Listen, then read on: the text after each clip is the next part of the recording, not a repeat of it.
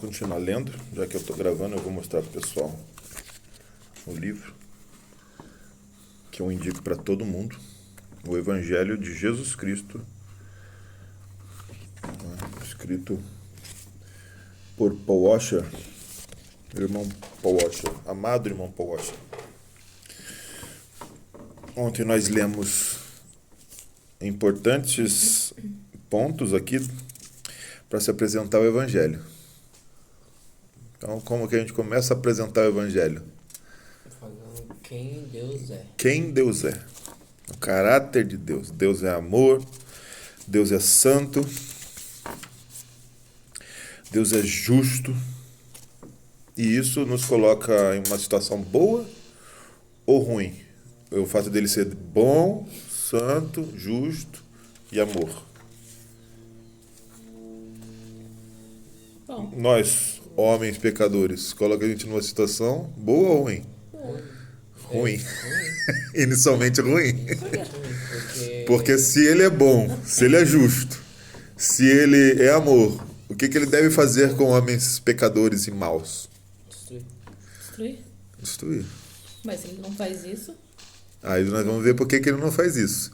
Mas eu dei o exemplo ontem do quê? Do juiz, né? Um juiz bom, você chega lá, esse homem matou, roubou, estuprou, matou uma criança.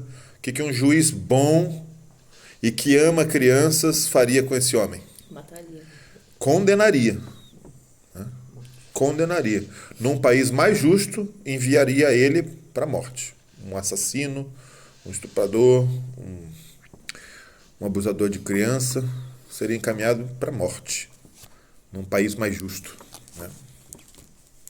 Então, um juiz bom faz isso. E o problema para o homem de Deus ser bom e justo é justamente porque o homem não é bom e justo. Apesar de muitas filosofias aí pagãs e mentirosas e satânicas, né, passarem a mão na cabecinha do homem e falar que ele é um homem bom, que ele você é bom. Todo homem é bom em essência. Não, não é. O homem caiu em pecado. A gente vai ver exatamente isso no próximo tópico, que é o caráter da humanidade. Para compreender e estimar o Evangelho, devemos não apenas entender algo sobre o caráter de Deus, mas também algo sobre o nosso caráter. Lá nas Institutas de Calvino, ele começa com Deus, né, o conhecimento de Deus. E para nós conhecermos a nós mesmos, precisamos primeiro conhecer quem nos criou, o Deus Criador. A partir disso, nós teremos uma percepção correta de quem nós somos. Um conhecimento de Deus e conhecimento de nós mesmos. Isso é a base para tudo. É o que Paul Washer está dizendo aqui. Né? Mas para nós estimarmos o Evangelho de Cristo, nós precisamos não apenas conhecer algo sobre o caráter de Deus, mas precisamos conhecer também algo sobre o nosso caráter. O que a Bíblia tem a dizer sobre nós não é lisonjeiro ou agradável, mas é preciso. É preciso saber o que a Bíblia diz sobre nós. O que é lisonjeiro? Que ludibriar. Você está me lisonjeando demais. O que é lisonjear? Elogiar? Elogiar. Elogiar, afagar o ego. Você é lindinho. É lisonjear, né? Então, a Bíblia não vai fazer isso conosco. A Bíblia vai falar a verdade, aquilo que é preciso nós sabermos para consertarmos a nossa situação. É a mesma coisa de um médico chegar para alguém que está com câncer e falar assim, não, você está bem, você está saudável, seja feliz. Não, a pessoa está com câncer, ela vai morrer. Você tem que falar a verdade para ela, para que ela possa tratar o câncer. Então, subtópico aqui, a humanidade está moralmente corrompida. Antes de cair no pecado, o estado original do homem era nobre, antes de cair no pecado. Mas a presente condição do homem é desesperadora. A Bíblia nos ensina que, embora a humanidade tenha sido criada boa, como está lá em Gênesis capítulo 1, versículo 26 e versículo 31, todos os seres humanos sofrem de morte espiritual, como testemunha Efésios, a carta de Paulo aos Efésios, capítulo 2, versículo 1. Nós somos, por natureza, moralmente corruptos, inclinados para o mal e hostis para com o Deus justo.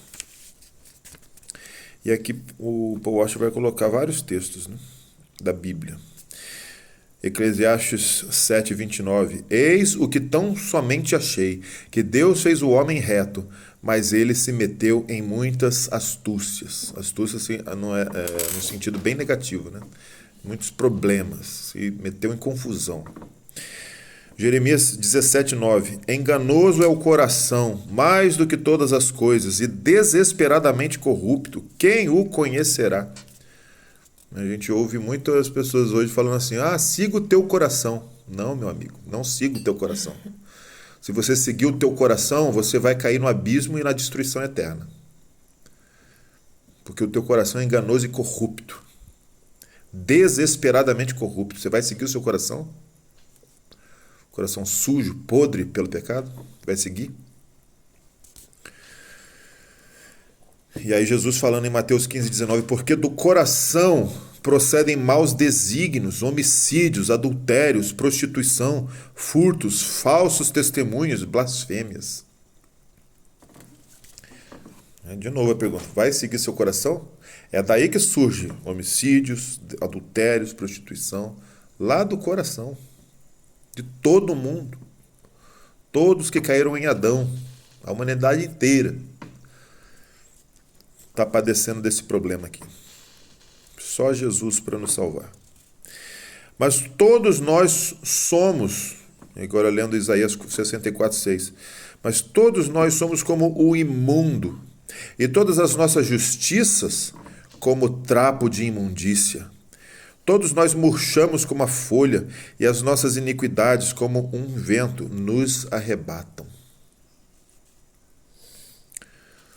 Olha que expressão da depravação humana.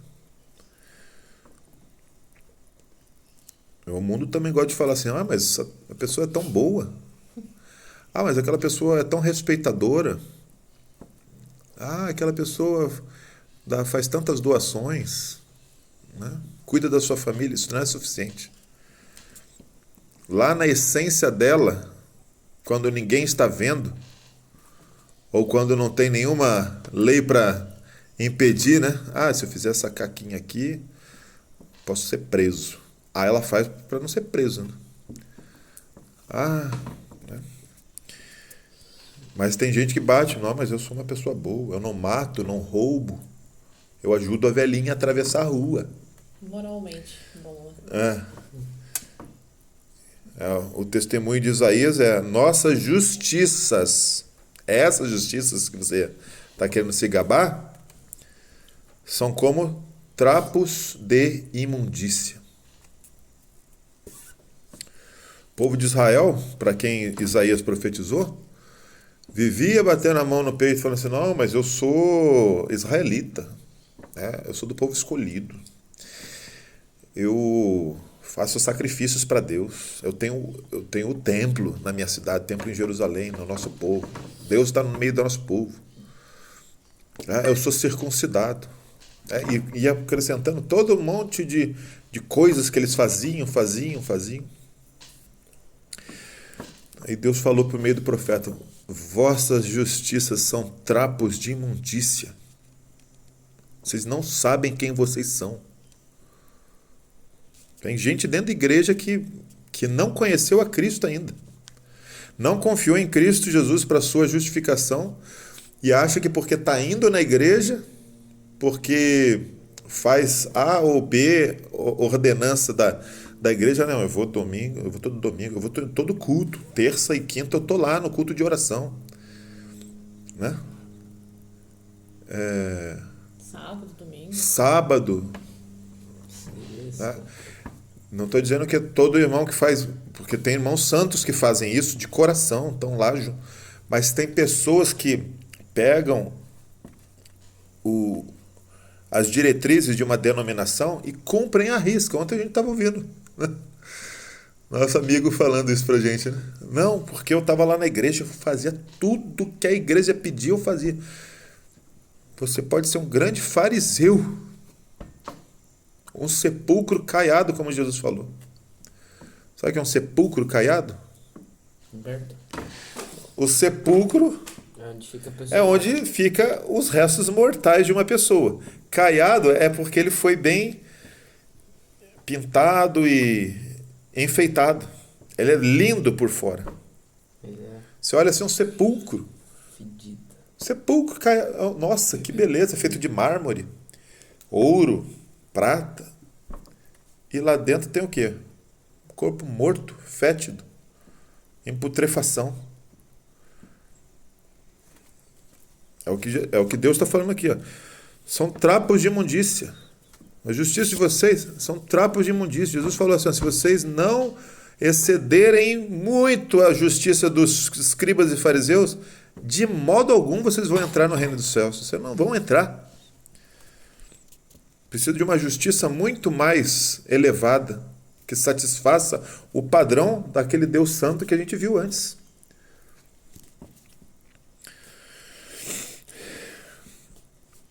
Romanos 8:7. Por isso o pendor da carne é inimizade contra Deus, pois não está sujeita à lei de Deus, nem mesmo pode estar. É o pendor da carne. Ah, mas a pessoa não consegue servir a Deus por si só? Não. Mas se ela usar o livre-arbítrio dela, a força de vontade dela para servir, ela não consegue. O apóstolo Paulo está dizendo aqui, ó, pois não está sujeita à lei de Deus, nem mesmo pode estar.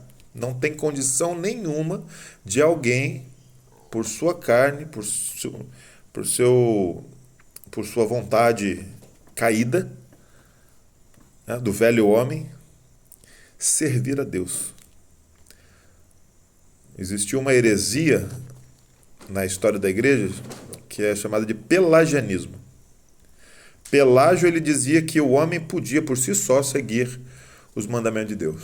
Que o pecado de Adão foi o pecado de Adão. Não derrubou. O pecado de Adão não derrubou toda a humanidade. O pecado de Adão derrubou só ele. Os que vieram depois podiam, pelo seu próprio esforço, servir a Deus. Mas aí, seguindo essa lógica, se não fosse ainda em pecado a descendência dele, esse primeiro podia estar lá no jardim e ele fora. Porque esse daqui não é sem pecado. Muito bem observado.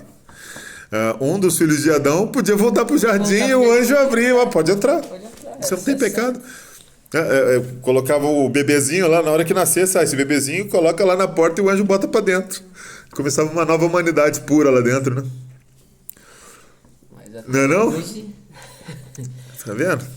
Eu costumo dizer, um menino de 13 anos consegue perceber as maluquices que muitos hereges não percebem, porque desprezam as escrituras. Por isso o pendor da carne. Bom, eu já li isso aqui, Romanos 8:7. Então, o homem está desesperadamente corrupto. E quando fala do coração, é a essência, é o cerne do ser. É daqui que procede tudo. Eu ajo errado porque eu sou errado. Porque tem um negócio aqui dentro que é a sede da corrupção. Ela só vai se manifestar em palavras, pensamentos e ações, mas a sede do meu ser, que é o coração, está corrupto. Precisa ser resolvido esse problema, esse câncer do pecado que está aqui, precisa de um cirurgião muito bom para remover. Isso é o Evangelho. É isso que o Evangelho está prometendo. Tem um que pode remover o seu câncer, a sua corrupção, te dar uma nova vida, uma nova semente de vida, né? Te regenerar pela palavra. A gente vai ver isso aí mais para frente. Os versículos bíblicos que você leu podem até ofendê-lo, mas suas acusações contra a humanidade Entretanto, são atestadas em cada página da história. Então não é porque a Bíblia diz, né? É porque a Bíblia diz em primeira instância. Mas o homem, se ele olhar para a história da humanidade, a gente vai ver, caramba, é só caca. É só desgraça. É só morte, assassinatos, inveja, ciúme, porfia, blasfêmias. Entretanto,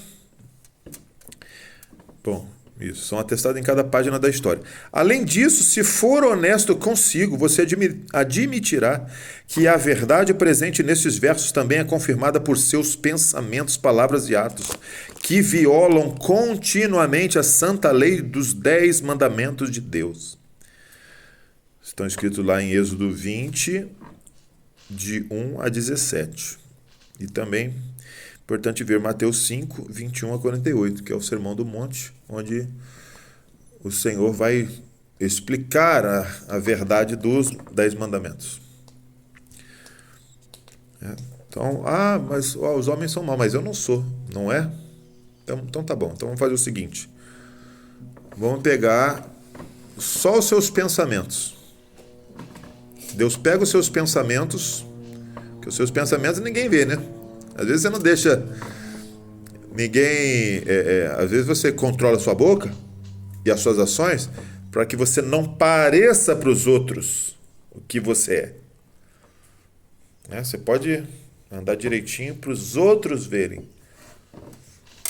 Mas vamos pegar os pensamentos, todos eles, fazer um filme dos pensamentos, botar num telão para o mundo inteiro ver. Para o mundo inteiro ver o que nós pensamos. O que teu pai e tua mãe iam achar dos seus pensamentos? O que minha esposa ia achar dos meus pensamentos? O que eu ia achar dos pensamentos dela? O que a igreja ia achar dos meus pensamentos? Então, se colocasse num telão, só que Deus, que vê todas as coisas, ele não vê a aparência, ele vê o coração.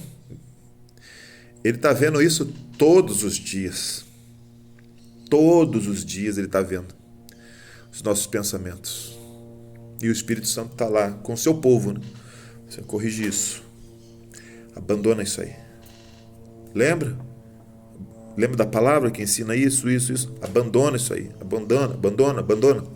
E você vai lutando contra isso. Mas e quem não está lutando? Está caminhando para a destruição, mas porque todo mundo vê que ele é bonzinho por fora, aí ele está tranquilo, né? Está tranquilo. O apóstolo Paulo falou assim, quando eu fiz uma avaliação da minha vida, eu era um fariseu da seita mais rigorosa de Israel, da tribo de Benjamim, né? Irrepreensível, segundo a lei. Não sei se eu estou citando direito, mas basicamente é isso. Ele, externamente, ele era top. É top. Só que ele fala assim, mas quando a lei me disse, não cobiçarás, eu morri. Por que só quando a lei disse para ele não cobiçarás é que ele morreu? Uma resposta seria o seguinte, que todos os mandamentos de Deus, antes do não cobiçarás, dá para você encenar. Ama o teu Deus de todo o seu coração. Na frente de todo mundo Jesus, lá na igreja, como eu te amo. Todo mundo está vendo, nossa, que pessoa adoradora. Pessoa ama a Deus. Domingo ela está na igreja. Ela não terás outros deuses. Ela só adora Jesus. Os pais dela, né? Estão ali. Na frente de todo mundo, ela, meu pai querido. Então, todos os mandamentos dá para encenar na frente dos outros. Agora, eu não cobiçarás. Como que eu enceno para os outros verem? Uma hora Porque o não cobiçarás, eu posso estar deitadinho lá na minha cama, com o olhinho fechado. É que nem o irmão Frank Bito falou, né? Você pode estar de olhos fechados, sem se mover e pecando. Aqui dentro. O não cobiçarás é aqui dentro. Então, quando a lei de Deus fala assim, não cobiçarás, eu não consigo ensinar não cobiçarás para os outros. Mas aí o Senhor vem e fala assim, eu sei o que passa aí dentro. Os meus olhos veem. Aí ele fala assim, pô, diante desse Deus Santo que me vê, né, que conhece todas as coisas, eu não tenho como ensinar. Aí eu não tenho como me justificar. Eu sei quem eu sou. Eu sou um pecador. Eu sou um pecador, caído desgraçadamente em pecado e preciso de salvação. Eu não tenho como me salvar. Essa é a mensagem da Bíblia, né? O que nos leva ao tópico do culpados e condenados. A Bíblia ensina que nossa corrupção moral interna nos leva a cometer atos contra o padrão justo de um Deus santo, justo e amoroso. Todos nós, sem exceção, somos pecadores, tanto por natureza como pelos atos que cometemos. Todos nós somos culpados e inexcusáveis diante de Deus. Inexcusáveis é o mesmo que indesculpáveis, é a mesma coisa. Excusa e desculpa é a mesma coisa. Até no inglês, né? Excuse me. Né? Com licença. Excuse me Com licença. é com licença? Ah, É. então não sei se eu devo ter confundido alguma coisa.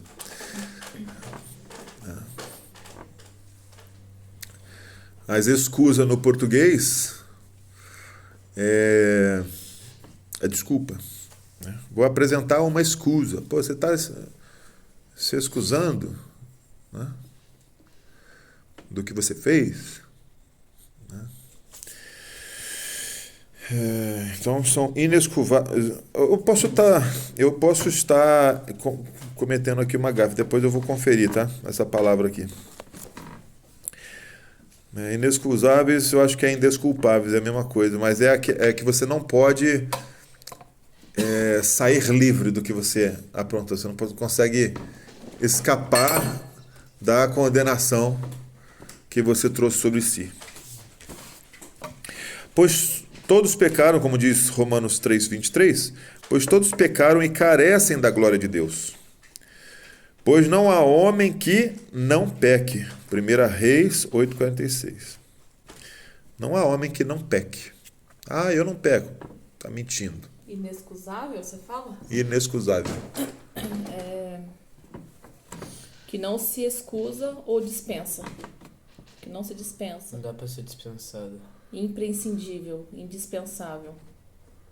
Para que não há desculpa. Imperdoável. Aí, ó, tá vendo? Imperdoável. Para quem não há desculpa, né? Para o que não há. Para o que não há desculpa. Para o que não há desculpa. Então, não tem como você ser excusável diante de Deus cometendo tantos pecados, diante de um Deus que é santo e justo.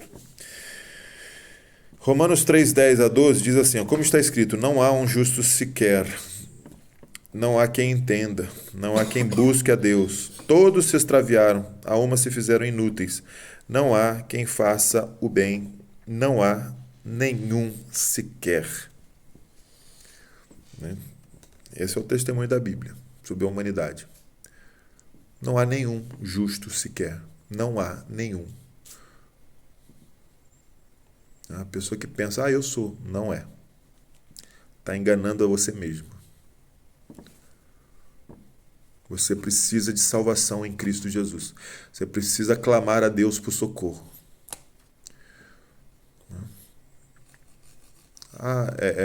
Tinha um colega meu lá no Pama que ele falou, você está com câncer, precisa tratar. Não. Vamos viver a vida. Ele não quis tratar. Ele ficou numa postura de negação. Aí morreu. Câncer na próstata. Ficou em atitude de negação. Falaram para ele, você está com câncer de próstata. Não. Ficou em atitude de negação e foi tocando a vida. Morreu. Podia ter tratado como muitos outros trataram e viveram, né? Isso é um exemplo assim da vida corriqueira. Mas no nosso caso espiritual é pior. Você vai apostar toda a sua eternidade em negar o testemunho das Escrituras que diz que você precisa de salvação, de perdão dos seus pecados? Vai apostar a sua eternidade? Que você não é tão ruim assim? Que esse Deus que você inventou na tua cabeça, que você acha que tem que te absolver do jeito que você quer, tem que perdoar, tem que bater a mão, dar um tapinha nas suas costas e falar que você é bonzinho, mesmo quando você não é?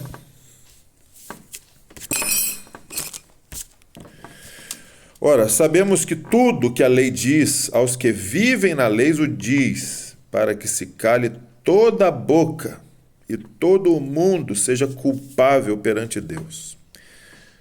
A lei é clara. A lei ela é como um espelho, a lei de Deus.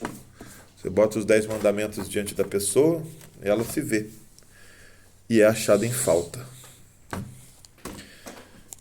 E assim toda a boca se cala. Você se vê no espelho assim, eu não posso falar nada, eu sou isso mesmo. Aí bota o espelho para outra pessoa, eu também não posso falar. Eu tenho que calar minha boca, eu não sou justo. E aí o Salmo 133 fala assim, ó, se observares, Senhor, iniquidades, quem, Senhor, subsistirá? Quem subsistirá? Quem ficará de pé? Quem vai se sobressair dessa massa corrupta de pecado e falar assim, oh, eu sou o melhor, eu sou o melhor, né? Como diz o Ronaldo. Não, ninguém. Então, examine a si mesmo. Você é um pecador? Essa não é uma pergunta. Essa não é uma pergunta se você comete alguns erros. Nem se trata de simplesmente reconhecer que você faz algumas coisas erradas. Entendeu a pergunta? A pergunta, quando a gente fala assim, você é um pecador? Eu cometo alguns erros. Eu pisei em cima da formiga de propósito. Não é essa a pergunta. Eu roubei um brigadeiro na festa, antes de cortar o bolo. Eu cometo não é esses pecados. É pecado isso aí também. Mas não é isso, a pergunta não é essa. Você é um pecador? O que essa pergunta está querendo realmente questionar? A questão é, você reconhece que tem um coração pecador e um histórico de quebrar as leis de Deus? Não dê desculpas. Não finja que você é uma pessoa basicamente boa. Se você fizer, então Jesus não tem nada para você, pois ele veio para os pecadores. Eu não vim chamar os doentes, eu não vim chamar os sãos, eu vim chamar os doentes. Eu vim para os doentes, Jesus falou. A pergunta é, existe algum são? Não, mas se você acha que você é são, você vai querer ir até ele, que é o médico dos médicos? Não vai querer. E você vai morrer nos seus pecados e vai para o inferno. Entretanto, se você reconhecer seu pecado com tristeza, então a sabedoria de Deus soluciona o seu grande problema de uma maneira incrível. E essa maneira é a que nós veremos no próximo episódio.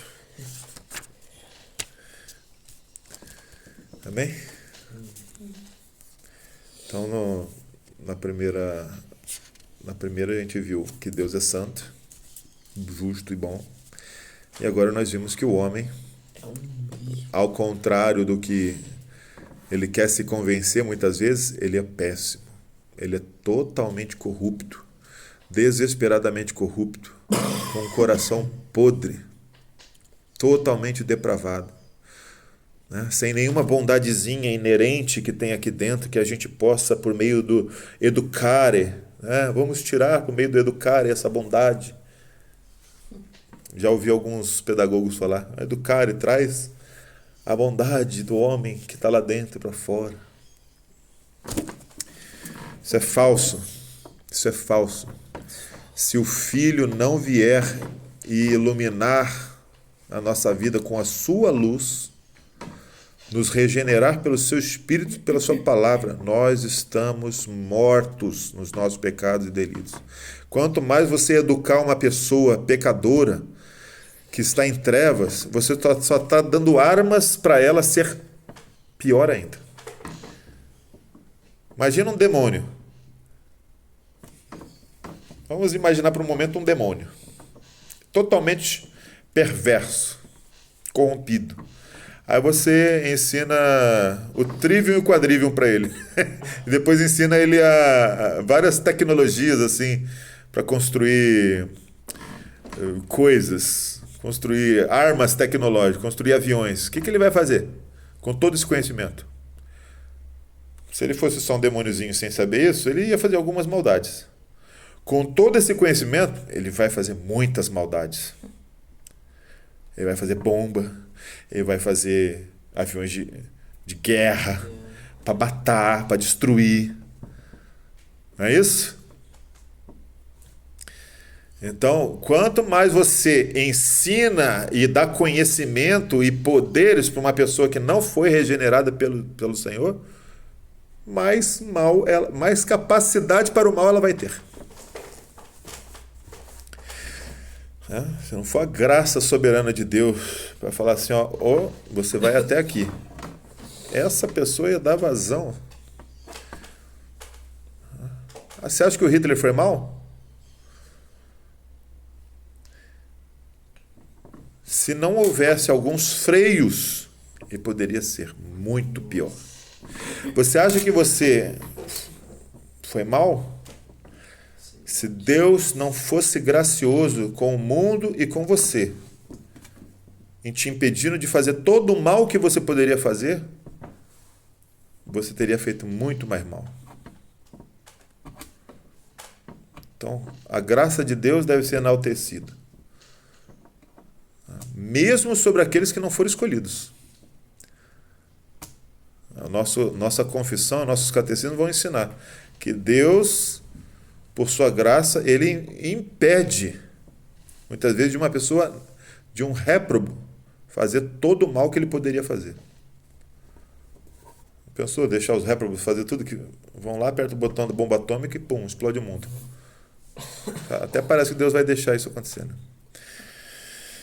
E no caso dos eleitos de Deus, nós vamos ver o que acontece.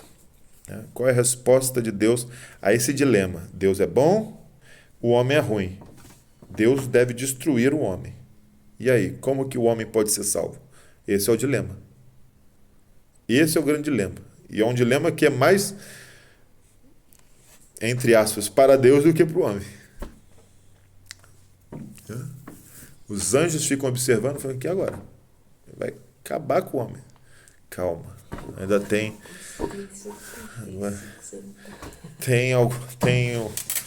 uma sabedoria de Deus a ser manifestada para a glória do Senhor. Amém?